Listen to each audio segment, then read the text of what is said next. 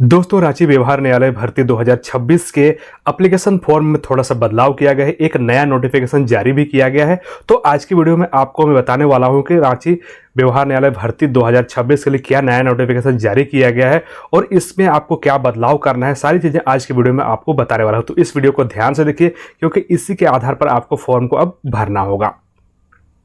नमस्कार दोस्तों, मेरा नाम है सुदर्शन और आप देख रहे हैं jhnet.in। दोस्तों, अगर आपने मेरे इस चैनल को सब्सक्राइब नहीं किया है तो सब्सक्राइब करें और बेल आइकन को प्रेस करें न्यू नोटिफिकेशंस तुरंत पाने के लिए। दोस्तों, सबसे पहला बदलाव ये है कि जैसे पहले नोटिफिकेशन में दिया गया था, उसके साथ साथ जो फॉर्म दिया गया था उसमें आपका जो एडमिट कार्ड वाला फॉर्म था उसके नीचे कुछ इंग्लिश में यहाँ पर लिखा गया था, लेकिन अब उस चीज को यहाँ पर हटा दिया गया। बहुत सारे कमेंट्स आप सभी के आ रहे थे कि क्या इंग्लिश को लिखना है नहीं लिखना है। तो अब यहाँ पर सारा चीज क्लियर हो गया कि आपको अब इंग्लिश चीज को नहीं लिखना है, अब आपको सिर्फ इतना ही यहाँ पर लिखना है। दूसरी बात, आपके तरफ से यहाँ पर बहुत सारे चीज पूछा जा रहा था, क्या इसको अभ्यर्थी द्वारा भरा जाएगा नहीं भरा जाएगा। तो यहाँ पर आप देख सकते हैं कि अभ्यर्थी द्वारा भरा जाएगा। यहाँ पर क्लियरली लिखा गया है। ये चीजें आपको कुछ चीजें यहाँ पर अभ्यर्थी द्वारा भरना होगा और कुछ चीजें कार्यालय द्वारा भरना होगा। हालांकि मैं आगे आपको बताने वाला हूँ किस तरह से आपको क्या क्या जानकारियां भरना है। दोस्तों, उसके साथ ही साथ रांची व्यवहार न्यायालय भर्ती 2026 को लेकर एक और नया नोटिफिकेशन जारी किया गया है। यह नोटिफिकेशन 27/6/2026 को जारी किया गया है। पहले आपका जो एक लिफाफा होगा, जो मेन लिफाफा, उसके अंदर में जिसमें आपका सेल्फ एड्रेस लिखा होगा, क्योंकि उस पर आपको एडमिट कार्ड भेजा जाएगा जिसका साइज 25 × 11 सेंटीमीटर का होना चाहिए था। उस पर पहले आपको 40 रुपये का डाक टिकट चिपकाना था, लेकिन अब उसके स्थान पर आपको 56 रुपये का डाक टिकट चिपकाना होगा। तो दोस्तों, आपको करना क्या है, अब आपको 40 रुपये का डाक टिकट नहीं चिपकाना है, यहाँ पर आपको 56 रुपये का डाक टिकट चिपकाना है। बहुत सारे दोस्तों का कमेंट आ रहा था कि 40 रुपये का या 56 रुपये का नहीं मिल रहा है। तो आपको क्या करना है, एक ही डाक टिकट 40 रुपये या 56 रुपये का नहीं चिपकाना है, आपको मिलाकर चिपकाना है। 5 रुपये का, 10 रुपये का, 20 रुपये का करके ऐसे करके आपको यहाँ पर चिपका कर 56 रुपये करना है। दोस्तों, अभी कुछ दिनों पहले मैंने रांची व्यवहार न्यायालय भर्ती 2026 के एप्लीकेशन फॉर्म को किस तरह से भरना है उसको लेकर एक वीडियो बनाकर अपलोड कर दिया, जिसमें मैंने आपको डेमो के तौर पर बताया था किस तरह से फॉर्म को आपको ऑनलाइन भरना है। लेकिन उसमें आप सभी के बहुत सारे कमेंट्स आ रहे हैं। मुझे लगता है आपका डाउट क्लियर नहीं है, इसीलिए मैं इस वीडियो में आपके सारे डाउट्स को क्लियर करने वाला हूँ। तो सबसे पहले आपको क्या करना है, एप्लीकेशन फॉर्म के प्रारूप को डाउनलोड करना है। उसमें आपको प्रिंट आउट करके नहीं भेजना है। आपको क्या करना है, A4 साइज का पेपर लेना है और उसमें आपको अपने हाथों से पेन पेंसिल से लिखना है और उसको इस तरह से सारे डिटेल्स को भरकर भेजना है। तो सबसे पहला आपका सवाल था, क्या आवेदन पत्र प्रारूप का इसको लिखना है या फिर स्व हस्तलिखित आवेदन पत्र निम्नलिखित इसको भी लिखना है। तो मैं आपको बता दूं, यहाँ पर आपको क्या करना है, आवेदन पत्र प्रारूप का इसको आप लिख सकते हैं। स्व हस्तलिखित आवेदन पत्र निम्नलिखित प्रारूप में निर्धारित डाक टिकट डाक स्पीड द्वारा भेजें। तो इस चीज को आपको नहीं लिखना है। इस लाइन को आप नहीं लिखेंगे तो भी कोई दिक्कत नहीं होने वाला है। उसके बाद आपको क्या करना है, यहाँ पर देख सकते हैं विज्ञापन संख्या। तो विज्ञापन संख्या के स्थान पर आपको 01/2026 लिखना है। पद नाम में पियून आदेशपाल आपको लिखना है। उसके बाद यहाँ पर आप देख सकते हैं 1 नंबर आवेदक का नाम हिंदी में, यहाँ पर आपका नाम आपको हिंदी में लिख देना है। ख अंग्रेजी में के बड़े अक्षरों में, तो यहाँ पर अंग्रेजी के बड़े अक्षरों में आपको लिखना है। यहाँ पर जैसे इस तरह से मोहन कुमार यहाँ पर दिया हुआ है, तो यहाँ पर आपको मोहन कुमार लिखना है। यहाँ पर उसके बाद पिता पति का नाम, यहाँ पर पिता या पति का नाम को आपको हिंदी में लिख देना है। जन्म तिथि यहाँ पर आपको डाल देना है, जो भी आपका जन्म तिथि है उसको यहाँ पर लिख देना है। प्रमाण पत्र के स्व अभिप्रमाणित प्रति संलग्न करें। तो आपका जन्म तिथि प्रमाण पत्र के तौर पर यहाँ पर आपका 10th का जो एडमिट कार्ड होगा वही आपका काम करेगा, इसलिए आपको क्या करना है, 10th का एडमिट कार्ड को लगाना है। उसमें आपको सेल्फ अटेस्टेड करना है, यानी खुद से सिग्नेचर करना है, किसी अधिकारी से आपको सिग्नेचर नहीं करना है। उसके बाद यहाँ पर दिनांक 1/8/2025 को आवेदक की आयु, तो आपका जो यहाँ पर 1/8/2025 को जितना आपका एज होता है उसको आपके डेट ऑफ बर्थ से घटाना है। फिर जितना वर्ष होता है उसको यहाँ लिख देना है, जितना महीना होता है उसको यहाँ लिखना है और दिन को यहाँ पर लिख देना है। उसके बाद 5वें नंबर में आपको स्थायी पता पिन कोड के साथ लिख देना है, ग्राम, पोस्ट, थाना, जिला, उसके बाद राज्य और यहाँ पर पिन कोड आपको डाल देना है। और एक आप सभी का बहुत ज़्यादा क्वेश्चन आ रहा था, फोटो क्या करना है। तो फोटो यहाँ पर आपको एप्लीकेशन फॉर्म में भी एक चिपकाना है। दूसरी बात, आप सभी के कमेंट आ रहे थे क्या गैजेटेड ऑफिसर से इसको साइन कराना है, किसी से कराना है। तो मैं आपको बता दूं, यहाँ इस नोटिफिकेशन में किसी भी प्रकार का किसी भी ऑफिसर से साइन कराने का कोई भी जानकारी नहीं दिया हुआ है, इसलिए आपको सिर्फ और सिर्फ फोटो को चिपकाना है। उसके ऊपर आपको किसी का भी साइन नहीं कराना है। फिर से आपको बता रहा हूं कि किसी भी गैजेटेड ऑफिसर से आपको फोटो के ऊपर सिग्नेचर नहीं कराना है। छठे नंबर में यहाँ पर आप देख सकते हैं पत्राचार का पता पिन कोड के साथ। तो आपका स्थायी पता और पत्राचार का पता अगर सेम टू सेम है तो आपको सेम टू सेम यहाँ पर सारी चीज़ों को दे देना है। इस तरह से ग्राम, पोस्ट, थाना, जिला वगैरह डाल देना, पिन कोड के साथ डाल देना। सातवें नंबर पर यहाँ पर आपको पूछा जा रहा है मोबाइल नंबर यदि हो तो आपको यहाँ पर एक मोबाइल नंबर डाल देना है। यहाँ पर आप देख सकते हैं ये मोबाइल नंबर मैंने डाल दिया है। ये मोबाइल नंबर डेमो के तौर पर दिया हुआ है, इसलिए आपको इस पर फ़ोन नहीं करना है। फ़ोन करोगे किसी और के साथ लग जाएगा पता नहीं, इसलिए आपको इस पर कॉल नहीं करना है। आठवां नंबर पर ईमेल आईडी यदि कोई हो तो यहाँ पर आपको ईमेल आईडी भी दे देना है, क्योंकि हो सकता है आपको ईमेल आईडी के माध्यम से भी एडमिट कार्ड भेजा जा सकता है, या फिर कुछ भी नोटिफिकेशन या कुछ भी इन्फॉर्मेशन होगा तो आपके ईमेल आईडी पर भी भेजा जा सकता है, इसलिए आपको ईमेल आईडी यहाँ पर डालना जरूरी है। 9वें नंबर पर राष्ट्रीयता, यहाँ पर आपको भारतीय या इंडियन लिख देना है। 10वें नंबर में यहाँ पर आप देख सकते हैं शैक्षणिक एवं व्यावसायिक योग्यताएं प्रमाण पत्र संलग्न करें। तो यहाँ पर आप जो भी एग्जाम के बारे में जानकारी देंगे उन सभी का डॉक्यूमेंट आपको यहाँ पर अटैच करना होगा। आप सभी के कमेंट्स आ रहे थे कि क्या एडमिट कार्ड भी संलग्न करना है या फिर मार्कशीट भी करना है या फिर ओरिजिनल सर्टिफिकेट भी करना है।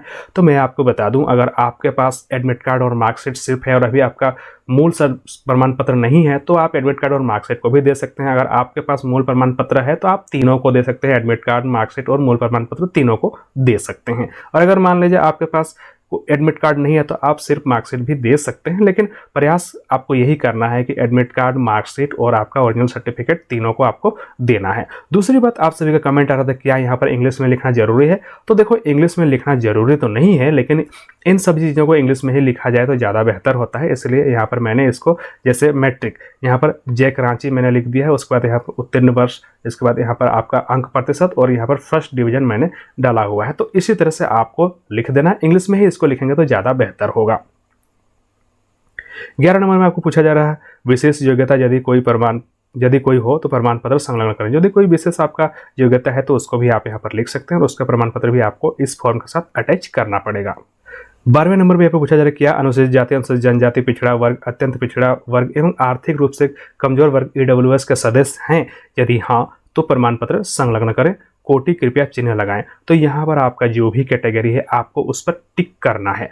टिक करने के बाद क्या करना है, आपको उस कैटेगरी का आपको यहाँ पर जाति प्रमाण पत्र भी अटैच करना पड़ेगा। आप सभी का एक कमेंट आ रहा था क्या ईडब्ल्यूएस भी देना है। तो अगर आप ईडब्ल्यूएस में टिक करते हैं तो ईडब्ल्यूएस का सर्टिफिकेट आपको यहाँ पर अटैच करना होगा। उसके अलावा एक कमेंट आया था क्या झारखंड के बाहर के लोग भरेंगे तो यहाँ पर कौन सा में टिक करेंगे। तो भाई आपको यहाँ पर सामान्य करना होगा, क्योंकि आपको किसी भी तरह का यहाँ पर आरक्षण जाति के आधार पर तो नहीं मिलने वाला है। 13 नंबर में यहाँ पर आप देख सकते हैं लिंग कृपया स्पष्ट करें। आपका जो भी मेल है, फीमेल है, पुरुष है, महिला है, उसको यहाँ पर लिख देना है। उसके बाद 14 नंबर में पूछा जा रहा है क्या निःशक्त हैं, हाँ या नहीं। क्या आप किसी भी तरह का विकलांगता हैं आप में, या फिर आप किसी भी तरह का दिव्यांगता आप में है तो आपको हाँ करना है, और नहीं तो फिर आपको ना के ऊपर टिक कर देना है। अगला प्रश्न यहाँ पर पूछा जा रहा है क्या वर्तमान में किसी सरकारी संस्थान निगम में कार्यरत हैं, हाँ ना। तो अगर आप कहीं पर सरकारी संस्थान या निगम में काम कर रहे हैं तो आपको हाँ करना है, नहीं तो फिर आपको ना के ऊपर यहाँ पर टिक कर देना है। अगर आप हाँ करते हैं तो फिर आपको एनओसी सर्टिफिकेट लगेगा, उसके साथ साथ यहाँ पर किस विभाग में, किस संस्थान में आप काम कर रहे हैं वो आपको यहाँ पर डालना होगा। कौन से पद में आप काम कर रहे हैं, कब से कब तक आप काम कर रहे हैं, वो सारी चीज़ें आपको यहाँ पर डालना होगा। अगर आप ना करते हैं तो आपको ये सारी चीज़ें फिर से डालने की कोई ज़रूरत नहीं है, इसको आप खाली छोड़ सकते हैं।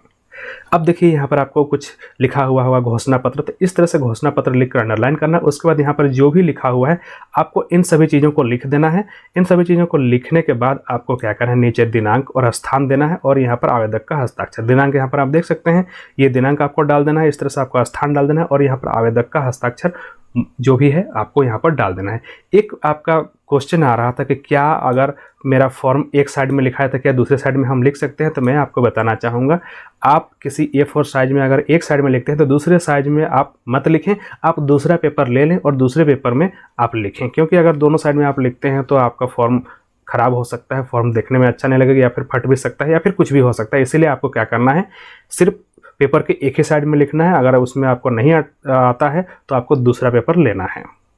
उसके बाद यहाँ पर आप देख सकते हैं आपका प्रवेश पत्र, यानी जो इसका प्रारूप का ख भाग है वो आपको इस तरह से देखने को मिलेगा। तो इसमें भी आपको क्या करना है, एक फ़ोटो चिपकाना है। जी हाँ, एक फ़ोटो आपको चिपकाना है। फोटो के ऊपर किसी का भी सिग्नेचर आपको नहीं कराना है। मैं आपको पहले से ही बता रहा हूँ कि यहाँ पर आपको किसी को भी सिग्नेचर नहीं कराना है। कोई गेजेटेड ऑफिसर या फिर किसी भी राजपत्रित वगैरह से किसी भी तरह से कुछ भी साइन नहीं कराना है। आपको साइन कहाँ करना है, तो जितने भी आपके सर्टिफिकेट है उसमें आपको सेल्फ अटेस्टेड करना है, यानी खुद से सिग्नेचर करना है। आपको किसी भी अधिकारी को सिग्नेचर नहीं कराना है। उसके बाद यहाँ पर आप देख सकते हैं इस तरह से आपको हेडिंग वगैरह लगाना है। यहाँ देखिए क्रमांक संख्या कार्यालय द्वारा भरा जाएगा, तो कार्यालय द्वारा भरा जाएगा ये चीज़ को आप नहीं लिखेंगे तो भी कोई दिक्कत नहीं है। क्रमांक संख्या लिखकर आपको यहाँ पर खाली जगह छोड़ देना है, क्योंकि क्रमांक संख्या कार्यालय के द्वारा भरा जाएगा, या फिर कार्यालय के द्वारा भरा जाएगा लिख दीजिएगा तो भी कोई दिक्कत नहीं। इधर वो अपना आपका जो रोल नंबर होगा वो दे देंगे। अभ्यर्थी द्वारा भरा जाएगा। बहुत सारे कैंडिडेट पूछ रहे थे कि क्या एडमिट कार्ड में भी कुछ हमें भरना है, तो बिल्कुल आपको भरना है। कुछ जानकारियाँ यहाँ पर आप देख सकते हैं अभ्यर्थी द्वारा क्या क्या चीज़ आपको भरना है। तो 1 नंबर, 2 नंबर और 3 नंबर ये चीज़ें आपको खुद से भरना है, ना कि यहाँ से आपको भर कर दिया जाए। कार्यालय से ये चीज़ें नहीं भरी जाएंगी, इसलिए आपको किसी भी तरह का डाउट नहीं रखना है। आप सभी का कमेंट आ रहे हैं बहुत सारे, क्या एडमिट कार्ड में भरना है, तो हाँ आपको एडमिट कार्ड में 3 जानकारियों को खुद से भरना है। यहाँ पर सबसे पहले आपको क्या भरना है, आवेदक का नाम, यहाँ पर आपका नाम डाल देना है, या पिता पति का नाम, तो यहाँ पिता और पति का नाम को आपको इस तरह से जाना, और पत्राचार का जो पता होगा उसको भी आपको यहाँ पर लिख देना है इस तरह से फुल एड्रेस में। अब मैं आपको बता दूं कि क्या चीज़ें आपको नहीं भरना है। तो यहाँ पर आप देख सकते हैं साक्षात्कार का स्थान केंद्र, ये आपको नहीं भरना है, यहाँ पर बिल्कुल खाली छोड़ देना है। उसी तरह से 5वें नंबर में साक्षात्कार की तिथि, इसको भी आपको नहीं भरना है। यहाँ पर दिनांक, इसको भी आपको नहीं भरना है। यहाँ पर आपको कुछ भी अब नहीं करना है। यहाँ पर एडमिट कार्ड वाला जो आपका फॉर्म होगा उसमें सिर्फ आपको 3 जानकारियों को भरना है, बाकी और कुछ भी चीज़ आपको नहीं भरना है। अब बदलाव क्या है कि पहले जो फॉर्म का प्रारूप जारी हुआ था पहले नोटिफिकेशन के साथ, तो इसके नीचे पर कुछ यहाँ पर इंग्लिश में लिखा हुआ था, तो उसको लेकर भी आप सभी की तरफ से कमेंट आ रहा था क्या इंग्लिश को भी लिखना है। तो मैं अब आपको बता दूं क्लियरली कि यहाँ पर इंग्लिश में आपको कुछ भी नहीं लिखना है, सिर्फ एडमिट कार्ड वाले सेक्शन में इतना ही आपको लिखना है। हालांकि पहले वाला वीडियो में मैंने आपको बताया था इंग्लिश वाले को भी लिखना है, तो मैं इस वीडियो में आपको बता रहा हूँ कि इंग्लिश वाले को नहीं लिखना है, क्योंकि पहले प्रारूप दूसरा था, अब प्रारूप दूसरा जारी कर दिया गया, तो ये तो उन लोगों की गलती है, इसलिए इस वजह से मैंने भी आपको बता दिया कि इंग्लिश को भी लिखना है। लेकिन अब आपको बता रहा हूँ कि इंग्लिश को नहीं लिखना है। तो यहाँ पर आप देख सकते हैं एक लिफाफा आपको इस तरह का लेना है, जिसका साइज यहाँ पर बताया गया है 25 × 11 सेंटीमीटर। तो 25 × 11 सेंटीमीटर का एक लिफाफा आपको लेना है। उसके ऊपर आपको अपना एड्रेस इस तरह से लिख देना है, और उसके बाद आपको क्या करना है, 56 रुपये का डाक टिकट यहाँ पर चिपकाना होगा। पहले के वीडियो में मैंने आपको बताया था कि 40 रुपये का डाक टिकट चिपकाना है, क्योंकि उस नोटिफिकेशन में पहले 40 रुपये ही मांगा गया था। लेकिन अब नया नोटिफिकेशन जारी करके बताया गया है कि 40 रुपये का नहीं, बल्कि आपको 56 रुपये का डाक टिकट चिपकाना है। तो इस बात को आप ध्यान रखेंगे, 40 रुपये का नहीं, आपको 56 रुपये का डाक टिकट चिपकाना होगा, क्योंकि ये नोटिफिकेशन 27 तारीख को जारी किया गया है। लेकिन जब मैंने वीडियो बनाया था उस वक्त ऐसी कोई जानकारी नहीं थी। हम लोग आते हैं मेन लिफाफे के ऊपर। जी हाँ दोस्तों, ये आपका मेन लिफाफा होगा। इसी के अंदर में आपको एप्लीकेशन फॉर्म को डालना है, उसमें अटैच किए गए सारे डॉक्यूमेंट्स को डालना है। और अभी इससे पहले जो मैंने आपको लिफाफा दिखाया जिसमें 56 रुपये का डाक टिकट चिपकाया होगा, वो इसी लिफाफा के अंदर डालना है। बहुत सारे दोस्तों का कमेंट आ रहा है कि उसको क्या करना है, तो मैं आपको बता दूँ एप्लीकेशन फॉर्म के साथ ही जो आपका ये मेन वाला लिफाफा होगा इसके अंदर में उसको डाल देना है। और यहाँ पर इस लिफाफे में आपको मेन जानकारियाँ देना है। विज्ञापन संख्या लिखना है, मोटे अक्षरों में पद का नाम लिखना है, पियून आदेशपाल। बहुत सारे दोस्तों का कमेंट है क्या हम इसमें अपना एड्रेस दे सकते हैं, तो लेफ्ट साइड में आप अपना एड्रेस अगर देना चाहते हैं तो आप दे सकते हैं। राइट साइड में आपको सेवा में प्रभारी न्यायाधीश व्यवहार न्यायालय रांची यही लिखना है। उसके बाद आपका कमेंट आ रहा है कि क्या इसको हम हाथों हाथ जमा कर सकते हैं, तो मैं आपको बता दूं क्लियरली इस नोटिफिकेशन में मेंशन है कि आप हाथों हाथ इस एप्लीकेशन फॉर्म को जमा नहीं कर सकते हैं।